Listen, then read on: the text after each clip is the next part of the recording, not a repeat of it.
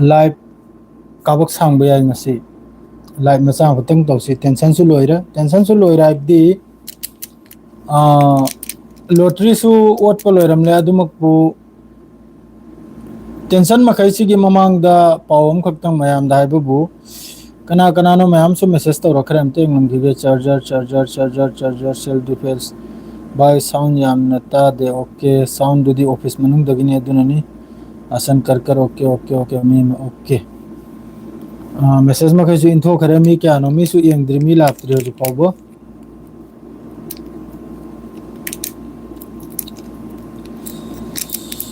यामना चावना थाव ममल हाइगत खरे अहान बदा थाव ममल याम साथिना हाइगत खरे अस्माल यौ खरे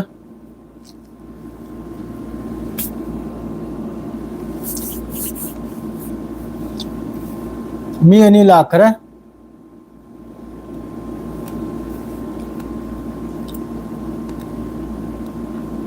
होजी यामना कन्ना मनुंग मनुंगदसु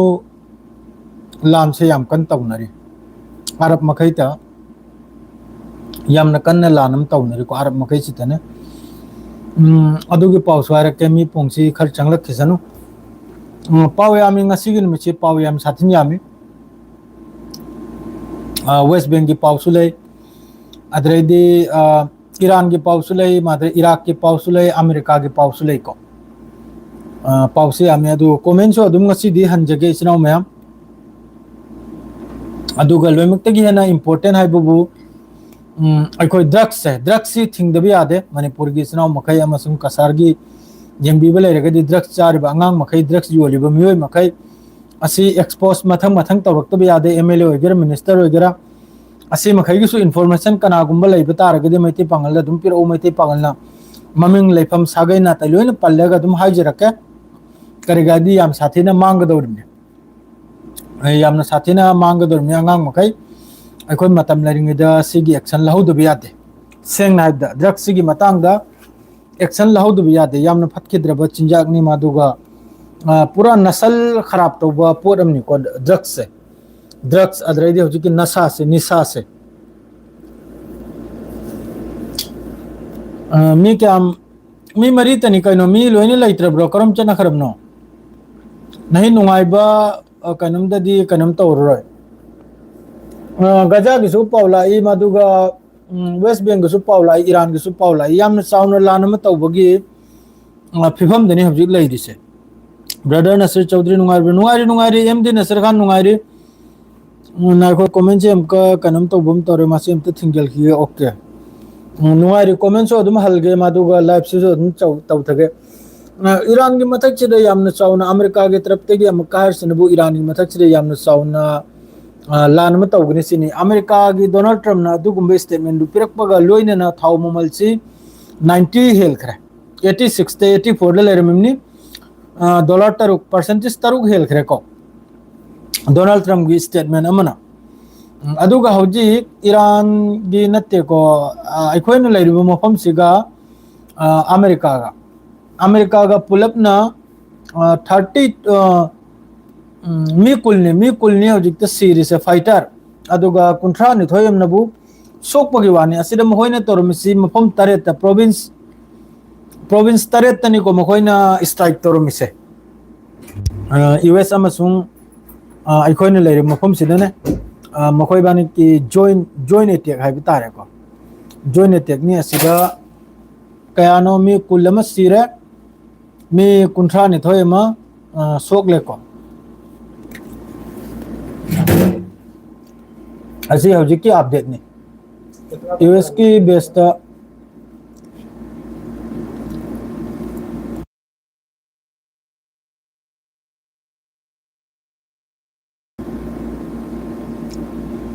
नाप्तंग बेराम थांगरे दुन नाप्तंग कनम से नेट से चल रही सना में या चुम्मी खलास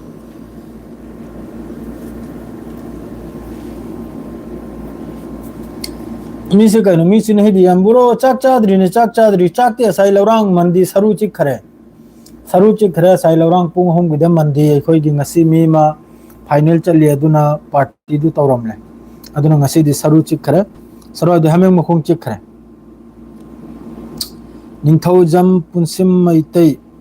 याई चुमी मानी एकदम अखंग मी लेरगदी निंगथौजम बाय अमसुंग लाइव सिबु यंगबिरिबा अहल मलिसिना पुनमक हौजिकी ड्रग्स योलिबा ड्रग्स चारिबा एमएलए वगैरह मिनिस्टर वगैरह मखोई मिंग थादु याउंद पिबिरउ अइना हाइरकनी अइना वीडियो सेमलकनी मखोई अगेंस्ट करीगदी मखोई योलेगा मखोई पैसा तालेगा अंगांग हौगले इबु मखै मांगल गरगे याब नते क्लियर नि थासिगी मनुंग पूरा एक्सपोज चरांग खरांग नगदौरिमनि ड्रग्स की मतंगदा अदरे चारिबो ओइगेरा मादरे योलिबो ओइगेरा करीगदी लेमना थाबा याद्रे सेंगना लेमना सुबथा थाबा याद्रे मिनिस्टर ओरसु एमएलए ओरसु मंत्री ओरसु जेसा ओरसु मैतै दे ओइगेरा पांगल दे ओइगेरा ममिंग पलबीर ओ यावंदा आई अदुम वीडियो सेम दिरक्ते एनी मी ओरसु ऑर्गेनाइजेशन ओइगेरा सीओसओ गी लीडर ओइगेरा ना होय मैतै गी लीडर ओइगेरा ना पांगल गी लीडर ओइगेरा यावंदा अदुम हाइबिरो आई अदुम मखा ताबा वीडियो नसी तत्तबी थासिमा आई ड्रग्स योलबो मखै ड्रग्स के पैसा चारिबो मखै लोइन एक्सपोज ए दगी जेट फावो लोइन फुल रिपोर्ट पिबिरो इचनाव मयाम प्रूफ को लोगे द मिंग लोगे द वीडियो सेमना को मैतै पांगल की जिम्मेदारी नि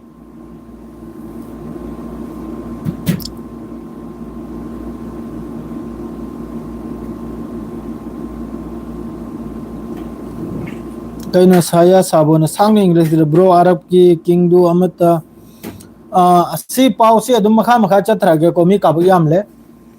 डोनाल्ड ट्रम्प ना ईरान की मथक से यामना साउना लान अम तौगनी हाइबगी मतुंगदा थाव ममल सी 84 86 पार बेरल लेरमिन को डोनाल्ड ट्रम्प की स्टेटमेंट सी ताबगा हौजी की थाव ममल से अस्माल योग्रे थाव ममल से अदुगा डोनाल्ड ट्रम्प ना क्लियर ने ईरान की मथक से यामना साउना स्ट्राइक अम तौगने ना यामना साउना पुन्ना तौगदरुनि से हंदक की स्ट्राइक से इजराइल से यावरकदरमी लोइना मखोई नेटो फातो लोइना एदगी जेट फाउबा लोइना यावरकलगे स्ट्राइक तौगदरमी हंदक के तौबसे ईरान की मथक से अदुगी मनिंग सामपी होलिमनी हौजी वाशिंगटन दो ओइगेरा व्हाइट हाउस दो ओइगेरा मखोई वारी सानरिबा है अदुगी मनिंग सानी मखोई न होलिबा है पोचै दो मक्तंग फिफम दो करी मोंग द लेरमनु सी एंगनाबा अदुई मतुंग दा जॉइंट ऑपरेशन यूएस अमसुंग Saudi Arabia attack kill a latest 20 Iraq के फाइटर इराक ईरान की सपोर्ट ग्रुप तो अदुगी फाइटर मियोय कुल सीबगी वानी अदुगा सोकपनबु मियोय कुंथ्रागनि थोय असिम लेखरे हौजिकी अरब अमसुंग यूएस की स्ट्राइक सिदा पुलपना पाइजलमनि पुलपना पाइजलगा इराक मनुंग सिदा इन वीडियो सोशल में थांगत करमनि अल जजीरा की रिपोर्ट नि मथंग नबु तेहरान की तरफ तेगी ओमान न पिरकपा हौजिकी प्रपोजल से करिनो हाइबदा स्ट्रेट ऑफ हॉर्मुज से कंट्रोल सिगी मतंग द प्रपोजल मा ओमान की तरफ तगी अदुगी मागी लिस्ट बुदी हजु फाव थेंगनद्री को प्रपोजल मा पिरैबा सिदा ओमान सिदा फम्मी सिना बु कतर सऊदी यूएई असि मखै सि गल्फ कंट्री मखै जे फमलेगा तान रेगा हजु की प्रपोजल से तेहरान द पिरैनी ईरान दा दो ईरान हर सिना बु मचेत अमा ओमान न कंट्रोल तोबा अतै सिना बु ईरान न फुल कंट्रोल अदुगा हौजिक सोमदा अतै सु पाव लाइको अदुगी प्रपोजल दु ईरान की तरफ की रिजेक्ट तौखरे ओमान ना हौजिक पिरैबा प्रपोजल दो रिजेक्ट तौखरे स्ट्रेट ऑफ हॉर्मुज की मतंगदा स्ट्रेट ऑफ हॉर्मुज से ईरान हारि मबु मकोइना कंट्रोल तौनि सिनी अदुगा प्रेस टीवी सु मयाम म ईरान की वार्निंग ले एयर जसी की तरफ की नेवी की तरफ हर सिनबु करीगुंबा यूरोप की करीगुंबा जहाज ईरान की स्ट्रेट ऑफ हॉर्मुज मया दलाक पता रगदी अदुई मथकता मिट तुम लेगा ईरान की तरफ की स्ट्राइक तौनि सिनी करिमता हंग थीरोइ सिनी करिमता वार्निंग करा पिरोइ सिनी ईरान हारि से अदुम लैखरे दुई नंबर दनबु बाब अल मंदीप से हुती न मासिदगी अमका टोल टैक्स लौगदौरे हुती की तरफ तगी बाब अल मंदीप सिदा हुती यमन की तरफ तगी अमका मखोई की फीस ट्रांजिट फीस अमा लौगदौरे हौजिकता हुती की तरफ सिदा अदरेदी 24 आवर्स सिदा मेन पॉइंट पाव मखै जाना हाइदम के गदी मतुंदा अतै ते वारी दम को सासी 24 आवर्स सिदा फिलिस्तीनी मियो अनिम सिबगी वानी मादरे मियो कुलमा पलमनबु सोकपगी वानी सी वेस्ट बैंक नते सी गाजा की पावनी सिनो में 24 आवर्स सिदा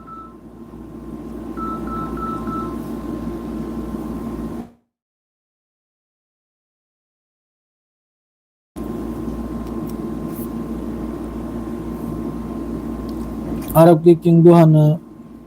मणिपुर ड्रग्स कारबार तौबदा cookie Muslim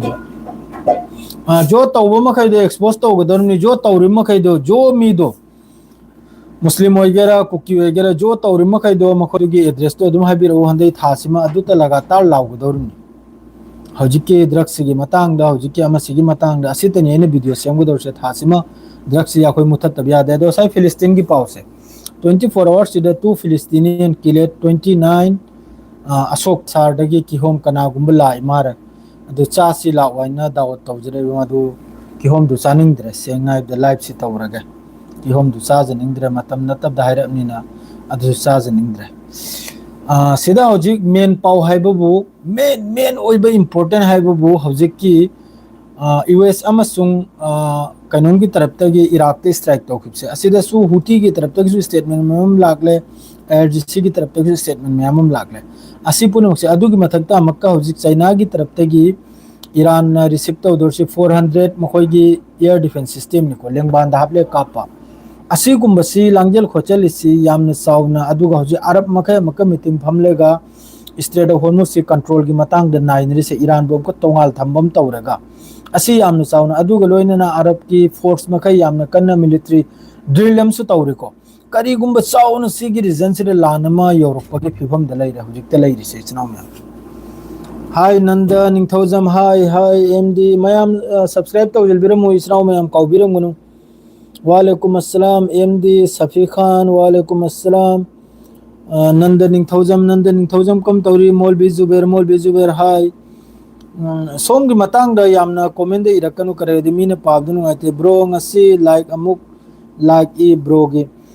thank you very much खंगचुम बै थुमै हरब्र कनु मिंगसे खंगद्र नखोय मैम सपोर्ट तौरगनी मैते पांगल हिम्मत वाला nganglakadordo amamagi matang doigre jasa gi matang dogra नखोय मखैने सपोर्ट तौबिरेगनी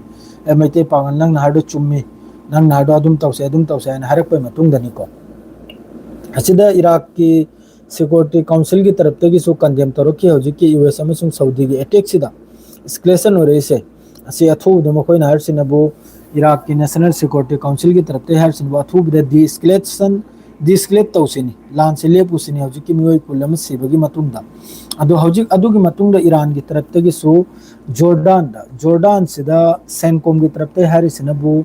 अदुम कापचलक मिसाइल मयाम दो मखोयना रिसीव तो लोइने इंटरसेप्ट तौखिसिनी दुंगसी आइगी तोलोब से लाखरे इचनाव मयाम आइगी तोलोब से ngasi लौथोक चरकले को आइगी तोलोब से ngasi लौथोक चरकले अल्हम्दुलिल्लाह ने लिसिंग मरी मखाइरोम लाए असि लोइने मीगी सिंगबद खोत्र लोइन चखि दौरुम को पैसा मखैसे 1000 2000 3000 200 300 400 500 3500 1 2 3 4 5 4000 पालिसिंग मरी के सनी निको पालिसिंग मरी के सनी से लोइन मीगी सिंगबद लोइन चखि दरुम ए देगी जेट फावबा अम फावले होगनिम नते खरतन युम द थाब ngam खिदौरि से अतै दि लोइन युम कै सारमबनिना मीगी अतोल रांग दु पूरा क्लियर तौथोएगा आई वखल लुपा चामरी गुम बकरा लेमगनी खर्चा बिरचा अमा लुपा लिसिंग मरी के सनी क्रार से याम खरमनी ने इसनाव में लुपा लिसिंग मरी के सनी क्रार से याम खर पैसा नि इंडिया के पैसा दे लुपा लिसिंग मरी के सनी सिना याम खर सेंग नाइदा कया नो जिक चली से लुपा कुल मंगा चली मारे कैलकुलेटर हाँ 4200 into 25 लुपा लामगा लिसिंग मंगा निको सी लोइना मीगी सिंगदोपद लोइनि चखि दरुनु इसनाव में खटन ले होगदर से उनथोक नवाने दि हंदक ओवर टाइम खरि यामे अदुना खरि यामना लाइनि पैसा से जो भी हो अल्हम्दुलिल्लाह हजि लौथोयगा पूरा इमनी अदु एटीएम अमदा ऑनलाइन द थाब याद्रे बेरा थांगले हजि की पैसा थानबे एटीएम दुरा मक जमा तौगनिमनि मासे सो अचौब थबक अमनिको अदु हजिक सिनि हजिक की ईरान तौख्रिसु कोंगाइम हारिम बु जोर्डान दे टेक तौख्रिसु असाइगी इराक ता तौब लान से असिगी लमनदनी आइसु हाइनरिको करिगाइदे अहमदे टेक तौबगा लोइनना ईरान की तरफ तगी हजिक की जोर्डान से कापचल थ्रिमने दु जोर्डान द कापचल बिदु सेनकोम की तरफ ते हरसिनबु मखोइने लोइना इंटरसेप्ट तौइसिनी हजिक की कापचल सिदा मखोइना जो मिसाइल तरेत अदुगा लोइनना ड्रोन कयाम सु यावबगी वानी असि लोइना मखोइने इंटरसेप्ट तौइसिनी अदुगा हजिक की इराक से दे याम साथिन सीखरेको असिदा हजि लोमितेन नुंगाइ बाबु ब्रेकिंग हाइबु हुती की तरफ तगी लाइबा अपडेट से मखोइना हजि की बाब अल मंदिप ता फिश लौरनी हर से जहाज मखैगी असिसु यामना हराव बकनु खंगी ब्राने मथंग मथंग अदुम कुमथ्रइनी अदुगा स्ट्रेट ऑफ हॉर्मुज सेदन अरब मखैसु चंगलेगा हजिक अमुक्का असिदा सरुक यारिबने मखोइना कंट्रोल तौनी इराक पु यावहंदबई मोंगदा ईरान बु यावहंदबई मोंगदा अदुगुम्बई प्रोपोजल नि पुदन लाइदा दु कैंसिल तौखरे ईरान की तरफ तगी अदुगी हजिकी असरे पाव सोते मचा मचा को तु अको को पंगाम तनिको हजिकता सिदा इताली सिसफायर से गजा की सिसफायर से इताली अमा मसी हजिक याम कन सिसु नैनरी रोम सु टू स्टेट सॉल्यूशन से पुरकना बायना सिदा ग्लोबल अलायंस मीटिंग तौबगी वानी को हजिकी टू स्टेट हजिकी जिस तरह गजा द फिलिस्तीन दे जुलुम तौरिसे सिदा सऊदी अरब के फॉरेन मिनिस्टर फैसल बिन फरहान अल सौद मागी तरफ तगिने माद्रेदी इताली को सुवारी सानबगी माद्रेदी एंटोनिया हजिकी यूएन की मकोक चिंगलबदो असी मखैसी हजिक अथुबदे सोल्यूशन हम पुरकनबा करी गाइबदी गाजा से यामना कन जुलुम से तौरे मादुगो वेस्ट बैंक से याम कन जुलुम तौरे असी अदुम जबान खर्चा नि अयु वखलदा गाजा की मतंगदा अरब नंगांगा वांगांग लिबाते ते कंट्री न वांगांग लिसे लोइना अयु वखलदा जबान खर्चा नि करे एक्शन लोबंगमदे गजा दुबो गजा दी याम साथी ने जमीर खान गजा दे निमित्सु बंगासी सुमी अनि नि फिलिस्तीनी अनि मियोय कुल मप्पलम न सोक पगी वाने इजराइल की स्ट्राइक ता गजा दे हेंडोक्तना वेस्ट बैंक दसु वेस्ट बैंक दबुदी तौरबई तौरनि वेस्ट बैंक दना बहु युम कई दगी फादन पुबा नैथोकपा फुदेकपा येथेकपा असि याम कन तौरि दो हजिक फिफम सि याम चादे जेलेंस्की गा नेतन्याहू गा सु उनरे अदुगा नेतन्याहू गा सु डोनाल्ड ट्रम्प गा सु उनरे सि लान की ममांग की पाउनिको ममांग दसु 12 डेज 40 डेज सुम उनबई मतुंग दनी ईरान की मथक्ता लान तौसु हंदक सुम उनरे हलकलनी असिदा अईगी मी मखैना हरसिनबु हयेंग नत्रगा हंचित से ईरान की मथक से यामना चावना लान म तौबगी वानी हयेंग नत्रगा हंचित सिदा यामना चावना वालेकुम अस्सलाम वाताव रहमान अशरफ नंगजाय कम तौनरेगे नखोयबु नुंगाइनरि ब्रो टॉप फैंस ngang लाइ से अतै मपानदगी संगलपदे यामना उदे नखोय मे आमना खर चैनल असे ब्लॉग असे मैते पांगलर से खर मैम दे चाइथोपे दना खर फॉलो सब्सक्राइब तो खर तौसल व्यू सनाव मैम नखोय मखैना सुम सपोर्ट तौबसिने ने खोय न वा ngang द कीद्रिसे ब्रो इजराइल का कंट्री नत्रि द होजि फव एमडी मिनाय खुलनी मखोय से पूरा लेबाक खोटपा मानी मानी असेंगमनी मखोय से पूरा ओकनाव हाइबो ओकनाव दगिजु हेल खरब जानी खाइब्रा नीललेगा सप्पा जातुनी असिगी मरक से द मखोयना कम तौरे द साउथ लेबनन दबुदी स्ट्राइक तौरबई तौरनी चंगजन असोम द गोलान हाइट सीरिया की कुनित्रा क्राहदो अदुकरा यौरो उरे मखोय से थुंगरो सेंगना हाइदा अदु सिपुन मक्सी मखोय मखै सिना सिदा अरब कंट्री मखै सिना चाक चादा बगिना बा हजिक सिदा जॉर्डन होइगेरा यूएई होइगेरा अखोयने लेरिसो होइगेरा सिना हजिक ईरान गा थेंगरिसे से मखोय की कमजोरी ना बा जॉर्डन दा हजिक नुमिसुबा ईरान की तरफ तगी स्ट्राइक तौरे अदु जॉर्डन की कमजोरी ना बा जॉर्डन दो कमजोरी ओडी हयेंग इजराइल ना मागी ग्रेटर इजराइल दो सेम बकांदा कोम सेम खरेदो अदुगिनी अमेरिका ना बेस आई लुथोक तदना लैरिबा है कमजोर तौरिम ना जॉर्डन बुसु कमजोर तौरिम नि लेबनान बुसु कमजोर तौरिम ना कमजोर तौबसिना बु हयेंग तुंगदा इजराइल की तरफ तगी ग्रेटर इजराइल है लम मखै से लौजल बगी तांजलप कांदा कमजोर ओरमनि इलाई लाइन लौजल खरनि दो अदु कंबगी लंबी एम सो अमेरिका की तरफ तगी सी अकुप पॉलिटिक्स नि अकुप पाइदु याम साथिना अकुप मनुंगी पॉलिटिक्स नि कमजोर तौदना थमनि हयेंग तुंगदा लौजन नबा इकोम कोम न पुजल किन हौजे एउ लेबनान दे हंदगी नैनरा नैनमदिना कमजोर ओरे मखोय ने निटाली रिवर फाउ नि मखोय संग्रे से बहुत योन संग्रम नि अदु फाउ म फाउ मखोय संग मंगमद्रे मैसी सिनिंगकाय अदु अइना हाइजबदी मयामदा हौजिके अखोय ड्रग्स लांग योलिबो कांगलुप से मासी हमतंग एक्सपोज तौसी सारबो कांगलुप से हमतंग एक्सपोज तौसी अदु ओरगदे अखोय अफौ लाकने करी गाबी ड्रग्स योलबम फानी ड्रग्स जाबम फानी अतैना ता मैते पांगलक त पक्सल इसेंगना दु फारो मिन पकले मखोयचु सेंगना हाइबदा असai की ड्रग्स कारबार तौबदु ड्रग्स योलबदु फारो मिन मीदनु वादु हाइरक पद इकोम कोम ना हाइरक याबा ए फलाना हुराम मधु फराना ड्रग्स योलबदु मैते पांगलने आइना सी साउनिंगाय वानते सी क्लियर वानी एनी मीना मैते ने फाबो गेरा कुकी ने फाबो गेरा पुलिस ने फाबो गेरा आर्मी ने फाबो गेरा आइगी मी फारदि ममिंग पलक पताबनी आइगी मी आइगी सागै आइगी नातै फाब तारदि ममिंग पलक पताबनी मैते फारसु मैते हेम पलक कदरनी पांगल फारसु पांगल हेम पलक कदरनी नियम ने से असि पलकतन ब करी थबुक नाबदै खोय महल्ला खुदिंगदा मस्जिद लैरिमनी इमाम लैरिमनी उलेमाय कराम लैरिमनी मखोय मखैदा चाउन सिगी वाफम से अमतंग यौनबा वीडियो से यार मखै शेयर तो थोकरमु यौहन्नबा सिगी वीडियो से कम तौरगा महल्ला दगी थिंगनी कम तौरगा मस्जिद तगी अनाउंस तौगनी कम तौरगा इमामना फलाना मीदुना अदुगुम इमुंगदुगा मरी येथनगनी असिगी मतंगदा अखोय कुमथदबी याद्रे सिनो मैम नत्रदी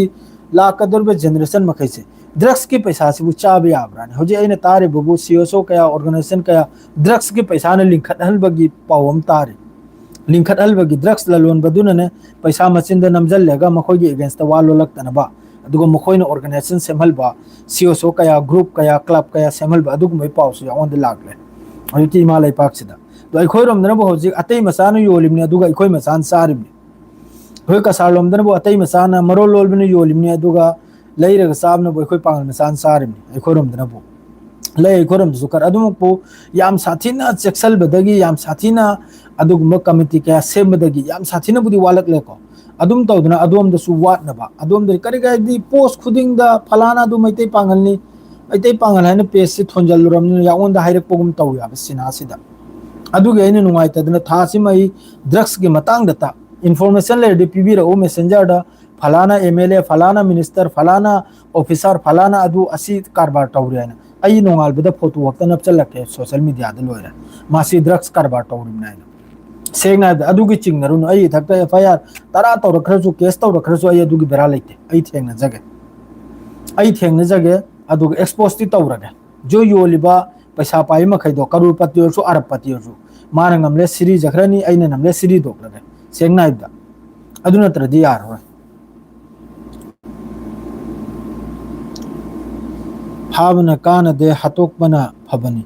अदु हतोकपदु हतोकपिरेगा तबलबना तौरपदना फै मदुना तबिदा हामदे सोशल मीडिया दा थादोरकले फारोमनिना अइगी मियोरसु मीगी मियोरसु फारोमनि इकाइबद्रि हामदे फंगलेदना दाग तुम लेहौराबा नंगी कम्युनिटी दगी सुम तौदना सिकुंब कारबार तौरमी सिकुंब हुरान चिंथि तौरमे अदु अइगी कम्युनिटी दुमदि हामदे पक्खरेदना अदु पक्तनबा अइ इसा मखैगी अखोयगी सुमांगसे अना अखोय मखै अमत्त ओइना सिटसिसिनी हाल खरनी मवांगदा लिलोंगद्रा कनो वीडियो म लाखी याम कन वायरल होइकी उलेमाय करा मखैना संगलेगा इमुंगदुरा नंग नसीदगी योलबा तारदी नंग नयुममै थादोकनी युमदे तांथोकना हैदो माग मयुममै थादोकपैसु मथौ तादे माबु युमदे तांथोकपैसु मथौ तादे माग मरी हक्ते यैथतबा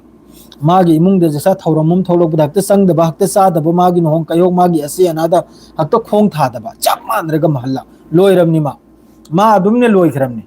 मागी हुक्का पानी बन तौबदने हुक्का पानी भी अचा अथक चानिंग थकने लोइन दुकान फकानदगी सु सोतपा खोतपा लैबा खोतपा अमगे अमत पीदबिदा सी यामना करक ओइना खरबुदी वागनी अदुगा माइबुदी इंशाल्लाह सोइदम की पाकनी माइ पाक्त्रि फावो मैतै पांगल लावबा तोकला मैतै पांगल माइ पाक्त्रि फावो निंथीना सु चैरो उ फेक अकाउंट सेमलेगा हौजी यामना कन्ना अइगी पावसे अदुम सुवाइसिदा ngaптang स्टॉप तौगेको यामना कन्ना हौजी मिनाइ मचा खरना अइगी फोटो नपचलेगा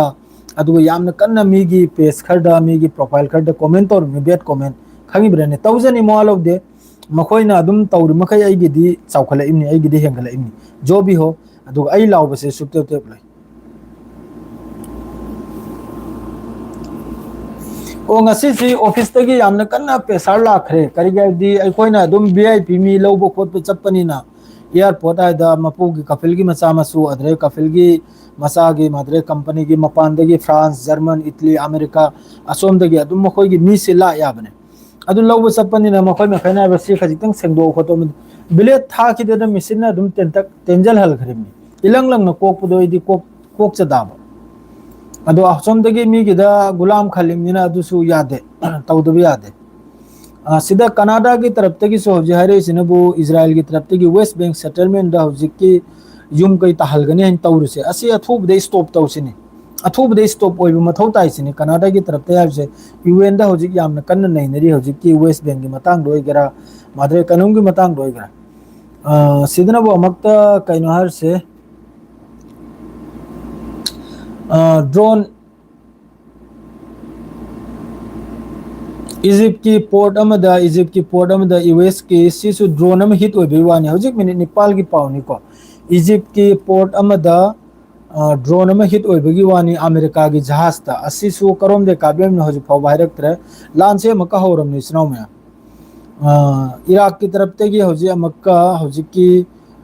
रिस्पांस पीनिसिने हौजिक की अमेरिका मसुंग अखोइने लैरिसिने अटैक तोरम खरिसे इराक की तरफ तगी सोइदमक्की सिगी रिस्पांस अमा पीगनी सिनी मादरे सोमदना अमक्का सऊदी अमसुंग सी हौजिकी ईरान की मीडिया की तरफ ते रिपोर्ट निको ईरान की मीडिया की तरफ ते रिपोर्ट सिनबो सिसु यामना मेहर न्यूज़ एजेंसी दगी फोंदोरकन यामना ब्रेकिंग ओइरबा अपडेट निको हौजिकी यूएस अमसुंग Saudi and US strike Saudi अमसुंग यूएस ना हौजिकी स्ट्राइक तौरुपसे इराक इराक मनुंगदा सिदा महोयगी मेहर न्यूज़ एजेंसी की तरफ ते कंफर्मेशन फ्रॉम आईआरजीसी की तरफ तक भी कंफर्म तौरतरी अदुगा मेहर न्यूज़ एजेंसी दे दिसी से फोंदोरकले मिहि सेमी ऑफिशियल मेहर न्यूज़ एजेंसी की तरफ ते हरसिनबु आईआरजीसी की मियोय मरी यावबगी वानी हौजिकी कैनोंगी स्ट्राइक सिदा यूएस अमसुंग सऊदी की स्ट्राइक सिदा आईआरजीसी की मियोय मरी सिबगी वानी हरसे ग्राउंड ग्राउंड अखोगी स्थल सना खोंगी लानी है तारेको असीमा यावबगी वानी हौजिकी से मथंग मथंग अदुम लाइव 24 मिनट ममांगी पाउनिको सीमा कैसे वेस्ट बेंगदना बु कराइदना हरसे अल लुबान सकरिया नबलुस असिदसु इजराइल की सोल्जर यांखई है ना संगलेगा विलेज मखैदा माद्रेदी युम मखैदा यामना कन्ना इंट्रोगेटेड तौबे वाने अखोगी थिदोक खोंदोकपा थिबु खोतपा असि मखैसुरु मादुगा बेत उमर अमसुंग नॉर्थ हेब्रोन सिदसु इजराइल की तरफ तगी गन फायर तौबगी वाने कापचल थिंजलबगी वाने सी वेस्ट बेंग की पाउ गांगतेनिको माद्रे अमक्का Israeli settler cut down more than 20 orange and lemon trees सिनबो अमका रिफ्यूजी मिनाई मसा मखैना लेमन अमसुंग अखोगी ऑरेंज कोमला की पांफी अमसुंग लेम्बो की पांफी कुल की मथक्ता सिनबु कराइदना द सल्फिट हरि मफम सिले नॉर्थ वेस्ट सल्फिट ता सिबुदि नुमिस में कई बे कई नि जैतून की उपांफी अद्रेदी जो फार्म लेरे मखै से फिलिस्तीनी मखै की वेस्ट बेंग असी मखै से लोइना बर्बाद तौ मखोगी थबुनी माद्रेदी सिनबु south of the Al Aqsa mosque compound 10 days self demanding his own home सिनबु हौजिक फाउडर रेसिडेंट ऑफ सिलवान सिदसु साउथ ऑफ मस्जिद अल अक्सा के साउथ तनिको असिदसु मकोइने घेराव तंग लेगे चढ़न थोंगदबा ngasi नुमित 30 सुरेको इजराइल की तरफ ते जुलुम तौरजे इजराइल सेटलर प्रेसिडेंट सि मखै बेकार पाउनिदा याम साथी ने कनुम से तौनरी सोमदा ईरान यूएस की तरफ ते इशू तौरसन बु नौना मक्का कनुम की ईरान की मथक नौना लान से तौबगी वानी जो अमेरिका ना हाइरिसे तौरासनु तौरको तुंग ईरान ना करी जवाब पिबना दु येंग बतारे ब्रो ईरान ने इजराइल लान सोइदना तौ दो माले तौरनी हंदक तौरनी सोइद मके तौरनी चाक चादरी नवाज चाक चादरी चाक चारनी ना लेरगा चाक चारनी दु लाइव से मिनट कुंथ्रा यौखरे सुवासिरा दुम लो जेंजरगे स्नाव में मरो बियादे करिगुम्बा अब्देला आदि सोदुम की पिरकने अदु गाय कोई ड्रग्स से नकोई सु खलाव दु कंखलउ ड्रग्स से थिंगदबे याते खोन्या